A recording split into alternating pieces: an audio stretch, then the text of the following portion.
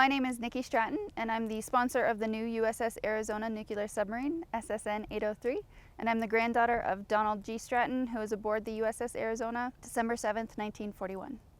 I'm Vice Admiral John Mustin, the Chief of Navy Reserve and the Commander of the Navy Reserve Force. I have two family members that served in World War II. My grandfather, who was a class of 1932 from the U.S. Naval Academy, and also my great-grandfather, who served as the commanding officer of the USS Enterprise during the Battle of Midway and the Doolittle Raid. My grandfather was a seaman first class, and he was, like I said, aboard the USS Arizona during the attack on Pearl Harbor in 1941.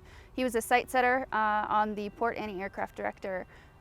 He was also on the ship when the attack on Pearl Harbor happened, and he was burned over 65% of his body. And you know, he was a stubborn man and kind of refused to let go. And so him and the 5 others that were in the director with him tried to find a way out. He ended up being transferred to the United States on a medical ship.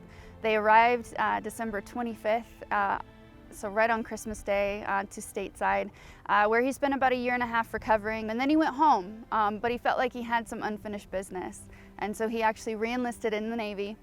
He had to go through boot camp a second time, and then he went back to war. He finished out World War II on board the USS Stack and completed 6 more invasions. When Pearl Harbor was attacked, my grandfather had been in the Navy for 9 years. He was also the son of a Naval Academy graduate from the class of 1896, so was very familiar with service in the Navy. And I think while he was very proud of what he had done up to that point, the attack on Pearl Harbor steeled his resolve. And like so many others of his generation, that further inspired him to dig deep and say with resolve and resiliency that we were going to give back what we had received and then some. There was an entire generation there that was committed to saying, we're at war and we're going to win that war.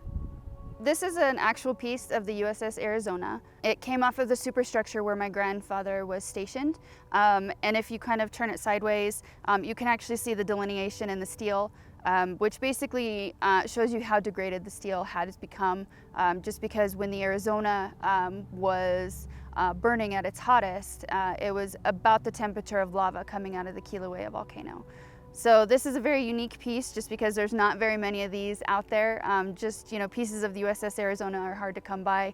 Typically they're only in museums, but thankfully the Park Service saw a real need for family members to have a piece of their legacy and have something that they can see and touch to know that this is where their grandfather served or where their uncle served or where you know, their father served. So yeah, this is a very precious object in my family.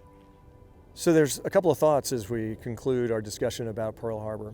We're at our 80th anniversary now, and we're at the point where we are losing our World War II veterans at a rapid clip. The lessons we learned then, the experiences that we shared as a result of that, are things that we don't want to learn again.